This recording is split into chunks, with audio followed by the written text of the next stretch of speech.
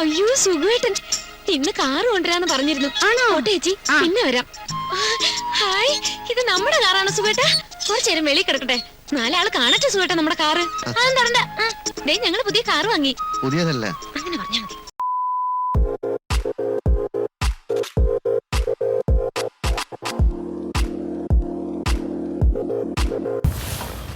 Welcome to the Kakkassery's vlog.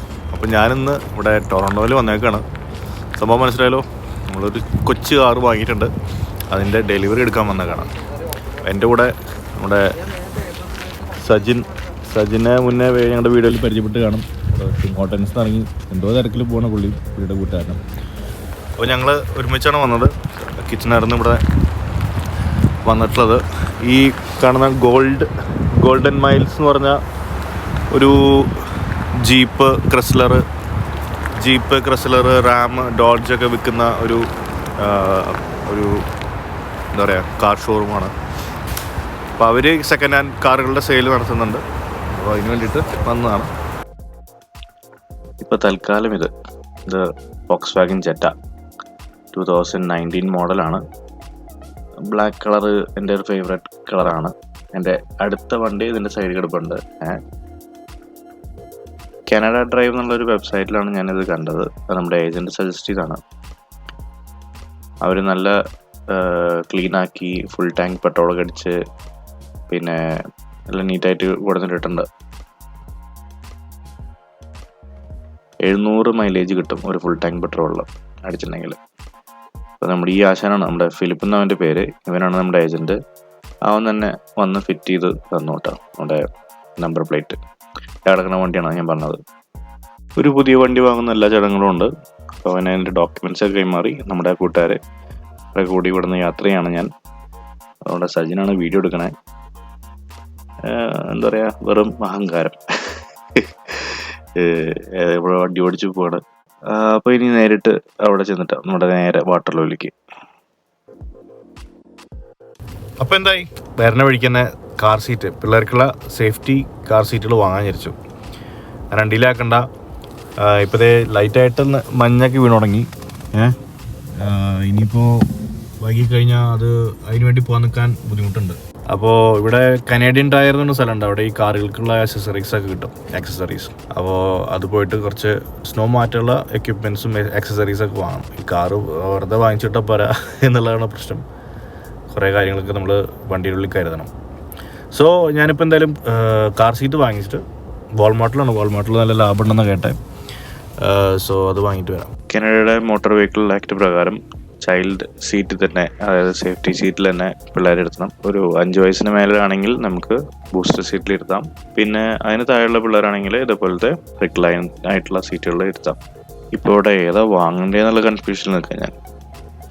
Car വാങ്ങുന്ന വരെ എൻ്റെ ഒരു അറിവെന്ന് പറയുന്നത് വിൻഷീൽഡിൽ, അതായത് വൈപ്പറിൽ വെള്ളം ഒഴിച്ചാൽ മതി എന്നാണ് വിചാരിച്ചത്. പക്ഷേ സജിനാണ് പറഞ്ഞത് ഇങ്ങനത്തെ ഈ ടൈപ്പ് ലിക്വിഡാണ് വേണം ഒഴിക്കാൻ, എന്നാലും നമുക്ക് -35 അല്ലെങ്കിൽ -45 പോലും പിടിച്ചു നിൽക്കുള്ളൂ എന്നുള്ളത്. മക്കളെ കീലിയും കുഴപ്പമില്ല, ഈ സാധനം ഈ വണ്ടി തുറക്കാൻ പോലും പറ്റില്ല കേട്ടോ. അപ്പോൾ ഒരു ചെറിയ കാര്യം കൂടി പറഞ്ഞിട്ട് ഞാൻ ഈ വീഡിയോ അവസാനിപ്പിക്കുകയാണ്. അത് കാനഡയിൽ വണ്ടി വാങ്ങാൻ താല്പര്യമുള്ളവർ എന്നെക്കാൾ മുന്നേ വാങ്ങിയിട്ട് ഇഷ്ടംപോലെ പേരുണ്ട്. അപ്പോൾ അവർക്കുള്ള സംഭവം അല്ലത്, ഇത് പുതിയതായി വാങ്ങാൻ താല്പര്യമുള്ളവർക്കുള്ള ഒരു ഇൻഫർമേഷനാണ്. കാരണം എൻ്റെ കൂടെ ഇപ്പോൾ വർക്ക് ചെയ്യുന്ന പലർക്കും ഇതിനെക്കുറിച്ച് ഡീറ്റെയിൽസ് അറിയില്ല. ഇവിടെ ലേറ്റസ്റ്റ് വന്നവരാണ് അവർ. പിന്നെ ലുബനയുടെ കൂടെ ലുബനയുടെ കൂടെ പഠിക്കുന്ന അവർക്കും കുറച്ച് ഇൻഫർമേഷൻസ് ഇതിനെക്കുറിച്ചില്ല. മെയിനായിട്ട് കാർഫാക്സ് എന്ന് പറഞ്ഞിട്ടൊരു റിപ്പോർട്ടുണ്ട്. അപ്പോൾ ഈ കാർഫാക്സ് റിപ്പോർട്ട് നമ്മൾ ഒരു വണ്ടി വാങ്ങാൻ പോകുമ്പോൾ മസ്റ്റായിട്ട് എടുത്തിരിക്കണം. ഇതെനിക്ക് പറഞ്ഞു തന്നത് ഷോമി ചേട്ടനാണ്, അതുപോലെ നമ്മുടെ സജിൻ.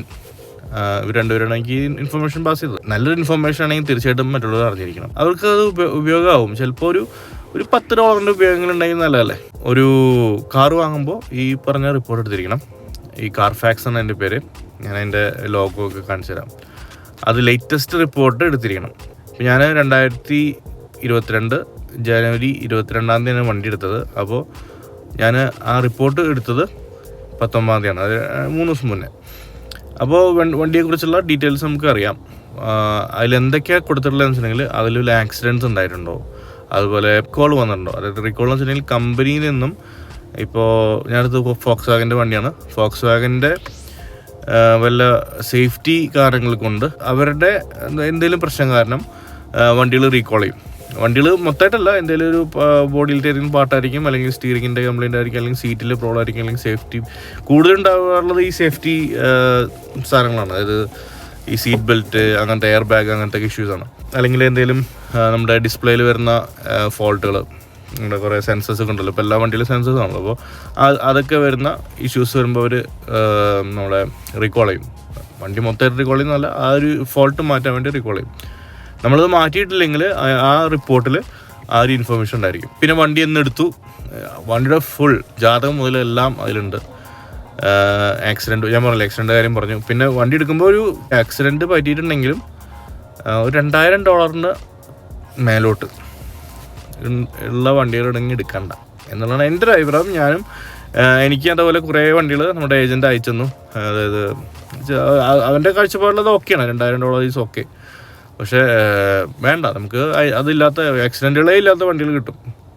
നമ്മുടെ അടുത്ത് ആക്സിഡൻറ്റ് പറ്റില്ല എന്നല്ല, അപ്പോൾ നമുക്ക് എടുക്കുമ്പോൾ നമുക്കൊരു കേടുപാടുകളും പറ്റാത്തൊരു വണ്ടി ആയിക്കോട്ടെ എന്നുള്ള രീതിയിൽ നമ്മൾ നോക്കാം.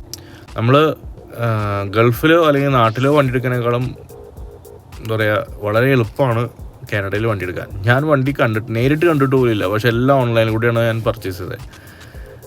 പക്ഷേ ഇതേ സംഭവം ചിലപ്പോൾ നമ്മൾ നാട്ടിലേക്ക് ചെയ്യുകയാണെങ്കിൽ ചിലപ്പോൾ തട്ടിപ്പ് ഉണ്ടായിരിക്കും. അല്ലെങ്കിൽ ഇപ്പോൾ ഗൾഫിൽ എനിക്ക് അറിയാം പലരും ഇങ്ങനെ തട്ടിപ്പ് നടത്തുന്നവർ. ചിലപ്പോൾ അനീതനാണ് ചില ചേച്ചിനെ കെട്ടിച്ച് കൊടുക്കുന്ന പരിപാടി ഉണ്ടല്ലോ, അതൊക്കെ നടക്കാറുണ്ട്. പക്ഷെ ഇവിടെ അതില്ല. കാരണം ഇതിന് നമ്മുടെ വിൻ നമ്പർ എന്ന് പറഞ്ഞ സംഭവമുണ്ട്. ആ വിൻ നമ്പറിൻ്റെ ബേസിസിലാണ് നമ്മൾ വണ്ടി നോക്കിയെടുക്കുന്നത്. അപ്പോൾ ആ വിൻ നമ്പർ നമ്മുടെ വണ്ടിയുമ്പോൾ പതിപ്പിച്ചിട്ടുള്ളൊരു സംഭവമാണ്. അത് പെട്ടെന്ന് മാറ്റാൻ പറ്റില്ല, ഒരു ദിവസം കൊണ്ടൊന്നും മാറ്റാൻ പറ്റില്ല. അത് മാറ്റുന്ന ആൾക്കാരുണ്ടെന്നൊക്കെ കേട്ടിട്ടുണ്ട്. എന്നാലും ഓക്കെ, നമ്മൾ വിശ്വസിക്കുന്നു. ആ നമ്പർ നമ്മുടെ തന്നെയാണെന്നുള്ള പേരിൽ നമ്മൾ വിശ്വസിക്കുന്നു. പിന്നെ ഒരു ഇമ്പോർട്ടൻ്റ് കാര്യം എന്ന് പറയുന്നത്, നമുക്ക് വണ്ടിക്ക് ഇൻഷുറൻസ് വേണം. ഇവിടെ ഇൻഷുറൻസ് ഭയങ്കര കത്തിയ. ഞാനൊക്കെ ഗൾഫിൽ ഒരു കൊല്ലത്തെ ഇൻഷുറൻസ് ഫുൾ കോംപ്രിഹെൻസീവ് ഇൻഷുറൻസിൻ്റെ റേറ്റാണ് ഞാനിവിടെ 2 മാസം കൊടുക്കണം. അപ്പോൾ മനസ്സിലായല്ലോ, അത്രയും കത്തിയ. ഇവിടെ കുറേ ഇൻഷുറൻസ് കമ്പനികളുണ്ട്. ഒരു മിഡ് സൈസ് സിഡാന് 300-350 വരെ മാക്സിമം വരും. ഇൻഷുറൻസ് എടുക്കുമ്പോൾ തന്നെ നോക്കേണ്ടത് നമുക്ക് G ലൈസൻസ് ആണോ G2 ലൈസൻസ് ആണോ. G2 ആണെങ്കിൽ ഇൻഷുറൻസ് റേറ്റ് കൂടും, G ആണെങ്കിൽ ഇച്ചിരി കുറയും. നമ്മൾ G2 വെച്ചിട്ട് വണ്ടി എടുക്കണം എന്നുള്ള ആഗ്രഹത്തോട് എടുക്കുകയാണെങ്കിൽ കുഴപ്പമൊന്നുമില്ല, എടുക്കാൻ പറ്റും. പക്ഷേ ഇച്ചിരി ഒരു $50 അല്ലെങ്കിൽ $75 കൂടും. ഞാൻ ആദ്യം 1-2 ഇവിടുത്തെ ഫേമസ് ബാങ്കുകളുടെ ഇൻഷുറൻസ് വഴി നോക്കിയപ്പോൾ എനിക്കൊരു $250-255 ഒക്കെയാണ് മന്ത്ലി റേറ്റ് വന്നിരുന്നത്. അതേ സാധനം തന്നെ, സെയിം സാധനം തന്നെ ഞാനൊരു ഏജൻറ്റ് വഴി അന്വേഷിച്ചപ്പോൾ $215 ഏകദേശം $40 സേവ് ചെയ്തു ഒരു മാസത്തേക്ക്. അപ്പോൾ നമ്മൾ ശ്രദ്ധിച്ച് നോക്കാം. ഇൻസ്റ്റാഗ്രാം വഴി കോൺടാക്ട് ചെയ്യുന്നവർക്ക് ഞാൻ അവരുടെ നമ്പർ തരാം. അപ്പോൾ ഇത്രയും പറഞ്ഞുകൊണ്ട് ഞാൻ നിർത്തുന്നു. കാർ എടുക്കാൻ എക്സ്പേർട്ട് പറഞ്ഞിരിക്കുന്നതായിരിക്കും ബുദ്ധി. ഞാൻ അത്രയും വലിയൊരു കാർ പ്രാന്തനോ എക്സ്പേർട്ടോ ഒന്നല്ല. എനിക്കൊരു കാർ വേണം, ഓഫീസിലോ അല്ലെങ്കിൽ വർക്കിനൊക്കെ പോകാൻ വണ്ടി വേണം, പിള്ളേർക്ക് യാത്ര ചെയ്യാൻ സേഫ് ആയിട്ടുള്ളൊരു വണ്ടി വേണം, എന്താ പറയുക ഹീറ്റിംഗ് ഫെസിലിറ്റി, അതുപോലെ പാട്ടൊക്കെ ഇട്ട് പോകാനും അങ്ങനത്തെ സംഭവങ്ങളുള്ള ഒരു വണ്ടി വേണം. അത്രേ ഉള്ളൂ, അത്രേ ഞാൻ ആലോചിച്ചിട്ടുള്ളൂ. അപ്പോൾ അടുത്ത വ്ളോഗിൽ സന്ധിக்கலாம். അപ്പോൾ വീട് പറയുന്നത് ജെഫിൻ. Stay tuned.